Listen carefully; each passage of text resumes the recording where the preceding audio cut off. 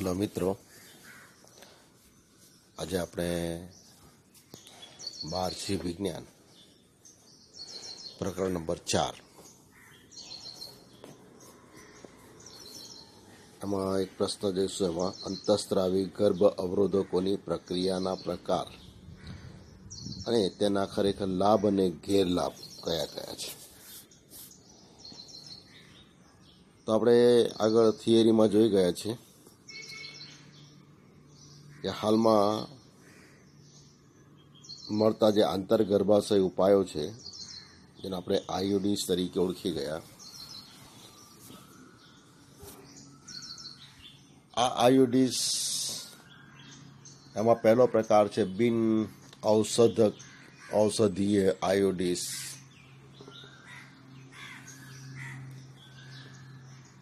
બીજું છે કોપરનો સ્ત્રાવ કરતા આયોડીસ અને ત્રીજા છે અંતઃસ્ત્રાવ મુક્ત કરતા આયોડીસ।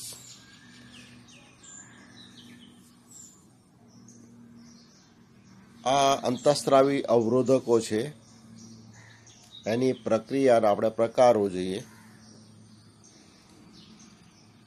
કે શું કાર્ય કરે છે।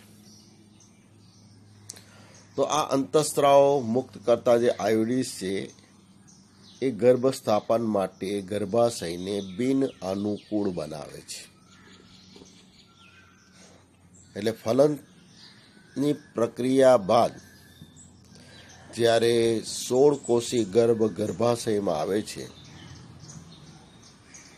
ત્યારે પ્રથમ સપ્તાહને અંતે ગર્ભાશયની અંદરની દિવાલ જેને એન્ડોમેટ્રિયમ તરીકે ઓળખવામાં આવે છે ત્યાં ગર્ભનું સ્થાપન થાય છે।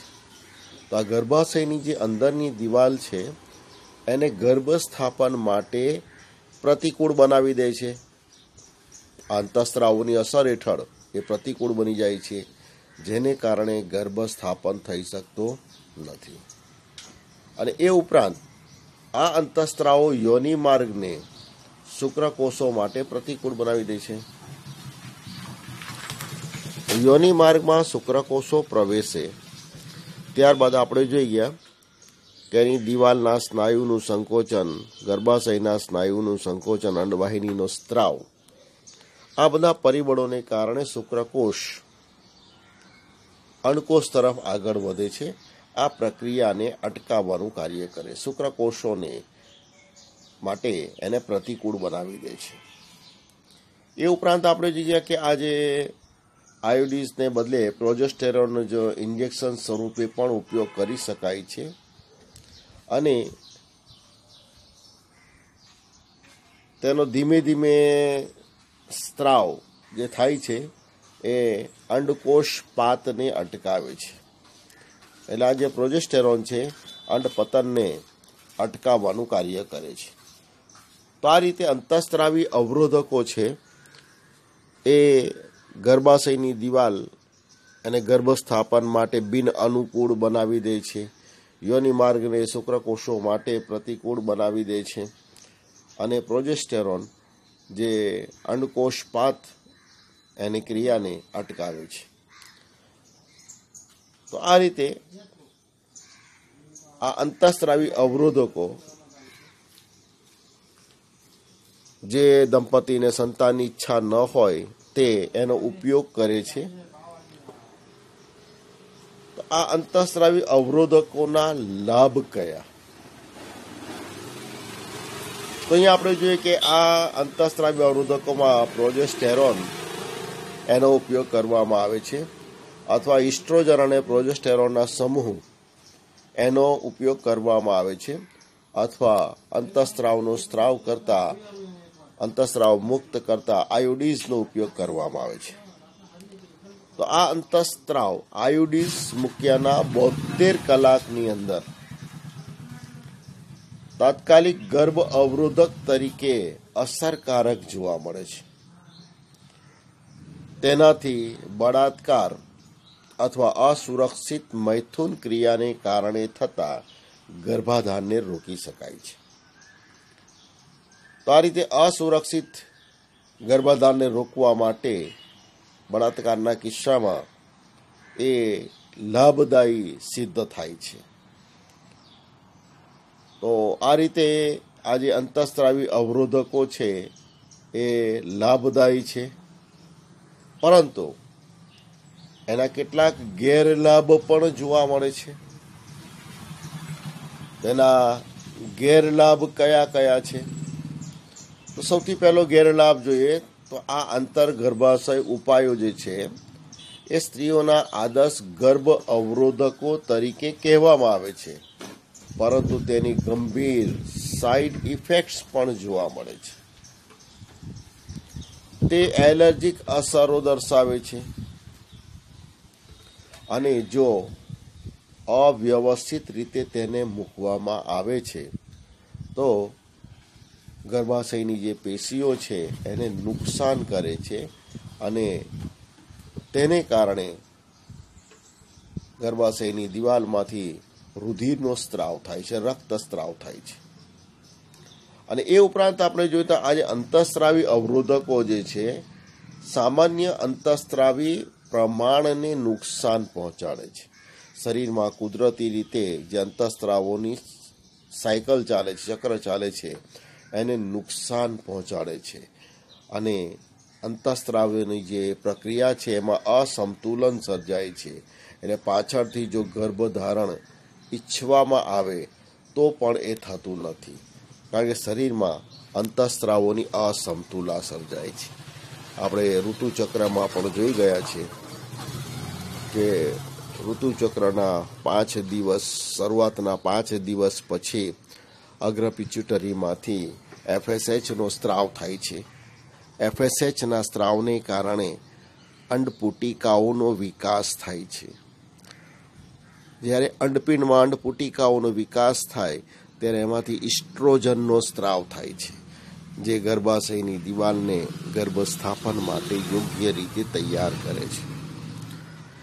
ત્યારબાદ આપણે જોઈએ આ ચક્રમાં નિયમિત રીતે ઋતુચક્રના 14મા દિવસે અગ્રપિચ્યુટરીમાંથી એલએચનો સ્ત્રાવ થાય છે. એલએચ એટલે લ્યુટેનાઇઝિંગ હોર્મોન, એફએસએચ એટલે ફોલિકલ સ્ટિમ્યુલેટિંગ હોર્મોન. આ લ્યુટેનાઇઝિંગ હોર્મોનની અસર હેઠળ અંડપાતની ક્રિયા થાય છે. એટલે 14મા દિવસે ગ્રાફિયન પુટિકાની દિવાલ તૂટી જાય છે, એમાંથી દ્વિતીય પૂર્વ અંડકોષ મુક્ત થાય છે, અને આ દિવસે અંડવાહિનીમાં અંડકોષ આવે છે. અને એની આસપાસના 2-3 દિવસ આગળ અને પાછળ જો જાતીય સમાગમ માણવામાં આવે તો આ સમયે ફલનની તકો વધી જાય છે. પણ જ્યારે અંતઃસ્ત્રાવોની અસમતુલા સર્જાય છે ત્યારે આ સાયકલ ખોરવાઈ જાય છે. એટલે વ્યક્તિ દંપતી ઈચ્છે તો પણ ગર્ભધારણ થતો નથી, અને કૃત્રિમ રીતે આ અંતઃસ્ત્રાવો શરીરની સામાન્ય અંતઃસ્ત્રાવી પ્રક્રિયાને આ રીતે ખોરવી નાખે છે. તો આ રીતે અંતઃસ્ત્રાવી જે ગર્ભ અવરોધકો છે એના કેટલાક લાભો છે, પણ એના ગેરલાભ પણ વધારે છે. એટલે ખૂબ સાવચેતીપૂર્વક અને યોગ્ય ડૉક્ટરની સલાહ લઈને જ એનો ઉપયોગ મર્યાદિત જો કરવામાં આવે તો એ લાભદાયી સિદ્ધ થાય છે. તો આ પહેલો પ્રશ્ન થઈ ગયો અંતઃસ્ત્રાવી. બીજો પ્રશ્ન છે, આપણા દેશમાં એમ્નિયોસેન્ટેસિસ જાતીય પરીક્ષણ ઉપર પ્રતિબંધને યોગ્ય માનો છો કે નહીં? એનું કારણ જણાવો. તો એમ્નિયોસેન્ટેસિસ એટલે આપણે જોઈ ગયા કે જ્યારે ગર્ભનો વિકાસ ગર્ભાશયમાં થાય છે ત્યારે ગર્ભની ફરતે એક કોથળી વિકાસ પામે છે, જેને ઉલ્વ કોથળી તરીકે ઓળખવામાં આવે છે. અને ઉલ્વ કોથળી એની અંદર આવેલું પ્રવાહી, જેને ઉલ્વ પ્રવાહી તરીકે ઓળખવામાં આવે છે. અને આ ઉલ્વ પ્રવાહીમાં ગર્ભના કેટલાક કોષો પણ મુક્ત રીતે તરતા હોય છે. આ ઉલ્વ પ્રવાહી એમાંથી ગર્ભ વિકાસ દરમિયાન કેટલુંક પ્રવાહી સિરિંજ મારફતે બહાર કાઢીને એના કોષોનો અભ્યાસ કરીને, રંગસૂત્રોનો અભ્યાસ કરીને એમાં એ ગર્ભમાં કોઈ જનીનિક ખોડખાપણ છે કે નહીં, ગર્ભમાં કોઈ ચયાપચયની ખામીઓ છે કે નહીં, આ રીતે રંગસૂત્રના ડીએનએના પરીક્ષણ માટે ખાસ કરીને એનો ઉપયોગ થાય છે. પણ આ રીતે એમ્નિયોસેન્ટોસિસ ગર્ભ એમાં જનીનિક ખામીના પરીક્ષણ માટે ખૂબ ઉપયોગી છે. પરંતુ હાલના સમયમાં આ એમ્નિયોસેન્ટેસિસનો દુરુપયોગ પણ વધારે થાય છે. તો કઈ રીતે એનો દુરુપયોગ વધારે થાય છે? તો જો ગર્ભના કોષો જે ઉલ્વ પ્રવાહીમાં છે, એમ્નિયોસેન્ટેસિસ પદ્ધતિની મદદથી એમાં જો રંગસૂત્રોનો અભ્યાસ કરી શકાય તો 23મી જોડ લિંગી રંગસૂત્રનો પણ અભ્યાસ થઈ શકે. અને આ લિંગી રંગસૂત્રની જોડ એનો અભ્યાસ પરથી ગર્ભમાં વિકાસ લઈ રહેલું બાળક કઈ જાતિનું છે એ પણ નક્કી થાય છે. એટલે હાલમાં એનો જે દુરુપયોગ થાય છે એ ગર્ભની જાતિ નક્કી કરવા માટે વપરાય છે. અને સમાજમાં જે પ્રથા છે એ મુજબ જો માદા જાતિનું ગર્ભ હોય તો એ જાણકારી મળ્યા બાદ માદા ભ્રૂણ હત્યા તરફ એને દોરી જાય છે. અને આ પ્રશ્ન એટલો ગંભીર બન્યો છે કે આ રીતે માદા ભ્રૂણને ગર્ભપાત કરાવીને સ્ત્રીઓની સંખ્યામાં ખૂબ ઘટાડો થયેલો જોવા મળે છે. તો આ રીતે નર અને માદાનો જે ગુણોત્તર છે એ ખોરવાઈ ગયો છે, જે સમાજમાં નકારાત્મક અભિગમ દર્શાવે છે. તો આ રીતે એમ્નિયોસેન્ટેસિસ ગર્ભમાં કોઈ શારીરિક ખોડખાપણ, જનીની ખામી છે કે નહીં એના માટે જરૂરી જ છે. પણ એના કરતાં વધુ એનો દુરુપયોગ જે ગર્ભના જાતિ પરીક્ષણ માટે થાય છે, માદા ભ્રૂણ હત્યા તરફ એ દોરી જાય છે. માટે એના પર પ્રતિબંધ હોવો જ જોઈએ. એટલે પ્રશ્ન જે છે એમ્નિયોસેન્ટેસિસના જાતીય પરીક્ષણ પર પ્રતિબંધ હોવો જોઈએ કે નહીં, તો હોવો જ જોઈએ. આ વસ્તુને અટકાવવી જ જોઈએ. હવે આપણે એક બીજો પ્રશ્ન લઈએ કે શાળાએ જતા જે બાળકો છે એને જાતીય શિક્ષણ આપવા બાબત. તો જે તરુણો શાળાએ જાય છે તેને જાતીય શિક્ષણ આપવું જોઈએ કે નહીં? તો અહીંયા આપણે જોઈએ આપણા સમાજની અંદર ઘરે જાતીયતા બાબતની ચર્ચા ખૂબ ઓછી થાય છે. બાળક વાલી સાથે બેસીને જાતીયતા અંગેની કોઈ વાત મુક્તપણે કરી શકતો નથી. અને એને કારણે તરુણાવસ્થામાં જ્યારે શારીરિક ફેરફારો આવે છે, માનસિક ઉભરા આવે છે, ત્યારે એ અસમંજસની સ્થિતિ અનુભવે છે. તો આ વયે એને જો જાતીય શિક્ષણ આપવામાં આવે તે ખૂબ લાભકારક સિદ્ધ થઈ શકે છે. તો શાળાએ જતા બાળકોને શા માટે જાતીય શિક્ષણ આપવું જોઈએ એના કેટલાક કારણો અહીંયા આપેલા છે. કે શાળા કક્ષાએ 12 વર્ષ કે તેથી વધારે ઉંમરવાળા બાળકોને પ્રજનન તંત્ર અને પ્રક્રિયાઓની તાલીમ અને સુરક્ષિત અને જવાબદાર જાતીય અંગેની અગત્યતા ખરેખર જણાવવી જ જોઈએ. એનાથી એને માહિતગાર કરવો જ જોઈએ. બીજું કે જાતીય સંબંધિત જે મુદ્દાઓ છે અને પ્રશ્નો છે, જેવા કે તરુણાવસ્થામાં જે ફેરફારો થાય છે, આ વખતમાં માદામાં જે ઋતુચક્ર જોવા મળે છે, આ ઋતુચક્રના જે પ્રશ્ન ઉદ્ભવે છે એના માટે પણ એને યોગ્ય સમજ આપવી જોઈએ. ન જોઈતી પ્રસૂતિ, અસુરક્ષિત ગર્ભપાત અને પ્રજનન માર્ગના ચેપ દ્વારા જાતીય સંક્રમિત રોગોની પણ એને માહિતી આપવી જોઈએ કે જેથી આ વયે ખોટા ખ્યાલોથી એ દૂર રહે અને જાતીય સંક્રમિત રોગો એનાથી એ બચી શકે. ખાસ કરીને આપણે જોઈએ કેન્સર છે, પછી જાતીય સંક્રમિત રોગમાં એઇડ્સ છે, એની પણ એને માહિતી ખાસ આપવી જોઈએ. એ ઉપરાંત આપણે જોઈએ તેઓને તેમની ઉંમર પ્રમાણે તેઓના શરીરમાં જે ફેરફારો થાય છે એના વિશે પણ અવગત કરાવવા જોઈએ. એના માટે વ્યક્તિગત સ્વચ્છતા, તંદુરસ્ત ટેવો આ વિષય પણ એને જાણકારી આપવી જોઈએ. એ ઉપરાંત જોઈએ તો વિદ્યાર્થીઓને આવા શૈક્ષણિક કાર્યમાં સહભાગી બનાવવા જોઈએ કે જેથી તેઓ ખચકાટ ન અનુભવે. સામાન્ય રીતે ઘરે એ મુક્તપણે વાલી સાથે પણ વાત કરી શકતા નથી, ખચકાટ અનુભવે છે. તો શૈક્ષણિક કાર્યો એમાં એને ભાગ બનાવવો જોઈએ કે જેથી ખચકાટ ન અનુભવે અને તેઓમાં આત્મવિશ્વાસ વધે અને તે પોતાના શિક્ષક અને વાલીઓ સાથે કોઈ પણ પ્રશ્ન માટે સહજ ભાવે ચર્ચા કરી શકે. જો એ આ રીતે સહજ ભાવે ચર્ચા કરી શકે તો આ જાતીય જે પ્રશ્નો છે એનાથી એ માહિતગાર બની શકે.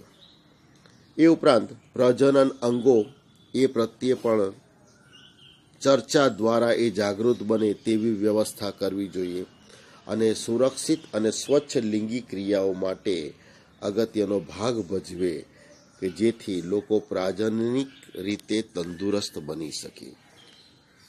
તો આ જાતીયતા અંગેનું જ્ઞાન એને મળી રહે. આ વખતે તરુણાવસ્થામાં એની ઉંમરમાં જે ફેરફારો, શારીરિક માનસિક ફેરફારો થાય છે એ ફેરફારોથી પણ એ પરિચિત બની શકે. પોતાની સમસ્યાઓ સહજ ભાવે પોતાના શિક્ષક, પોતાના વાલી સામે એની ચર્ચા કરી શકે અને ખાસ કરીને જાતીય સંક્રમિત રોગો એનાથી એ બચી શકે. એ માટે 12 વર્ષ કે તેથી વધુ વયની છોકરાઓ જે છે એને જાતીય શિક્ષણ શાળામાં આપવું જ જોઈએ. Thank you all.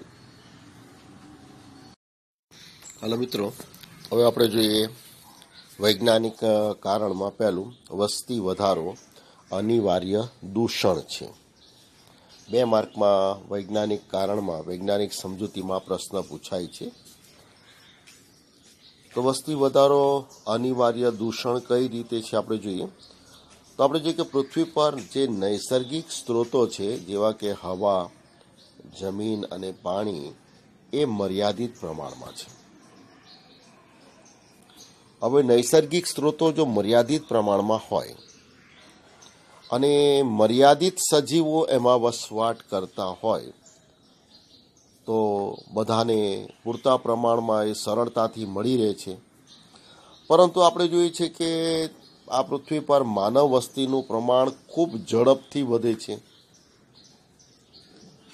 અને આ વધતી વસ્તીને કારણે એક તો ઔદ્યોગિકરણ એનું પ્રમાણ વધે છે, શહેરીકરણ એટલે શહેરો એમાં વસ્તી ગીચ બને છે અને એનું પરિણામ એ આવે છે કે મર્યાદિત સ્ત્રોતોની અંદર અમર્યાદિત જો વસ્તી થઈ જાય, સજીવો થઈ જાય તો નૈસર્ગિક સ્ત્રોતો પણ દબાણ વધારે છે અને નૈસર્ગિક સ્ત્રોતો પર દબાણ વધે, બધાને પૂરતું આ પ્રમાણમાં ન મળે એને કારણે ગરીબીનું પ્રમાણ વધે, કુપોષણનું પ્રમાણ વધે અને અરાજકતા ફેલાય. તો આ બધી સામાજિક સમસ્યાઓ વધે છે. તો વધતી વસ્તીને કારણે વસ્તીનો ઘણો ભાગ પાયાની જરૂરિયાત જેવી કે ખોરાક છે, રહેઠાણ છે, કપડાં છે એનાથી પણ વંચિત રહે છે. તો આ રીતે વસ્તી વધારાને કારણે અનેક દૂષણો પણ ફેલાય છે. તેથી કહી શકાય કે વસ્તી વધારો એ અનિવાર્ય દૂષણ છે.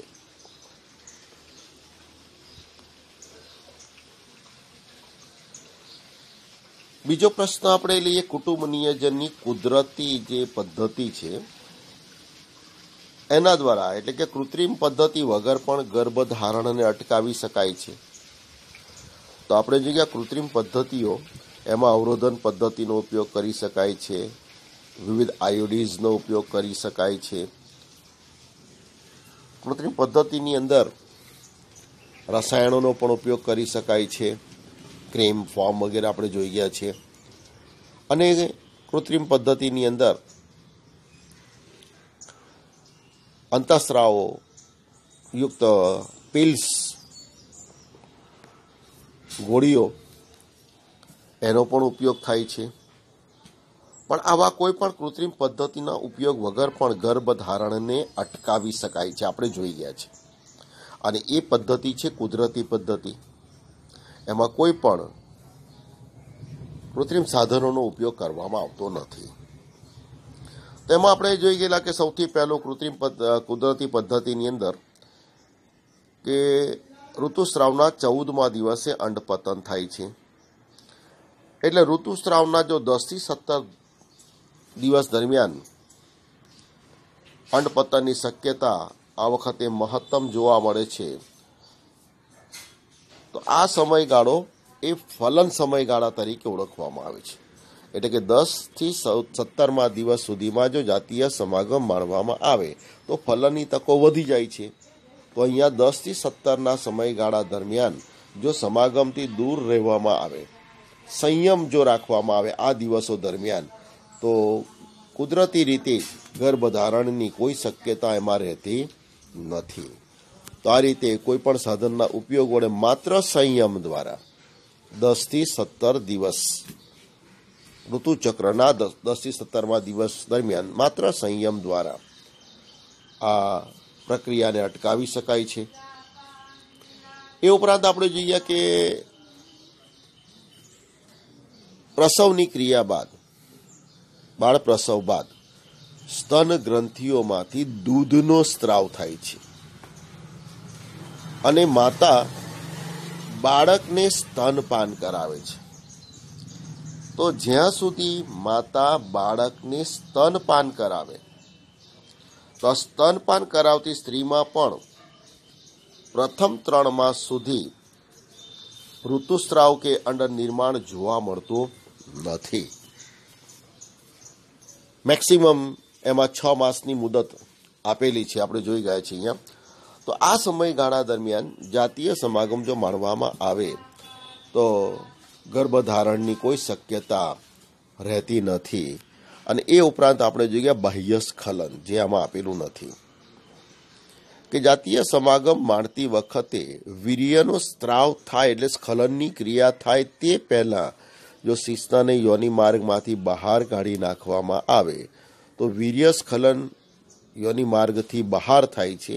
એટલે એને કારણે પણ ગર્ભધારણની કોઈ શક્યતા રહેતી નથી. તો આ રીતે કુદરતી પદ્ધતિઓ દ્વારા પણ કુટુંબ નિયોજન અપનાવી શકાય છે. તેના માટે કોઈ કૃત્રિમ સાધનોની જરૂર પડતી નથી. તેથી કહી શકાય કે કૃત્રિમ પદ્ધતિ વગર પણ ગર્ભધારણને અટકાવી શકાય છે. Thank you.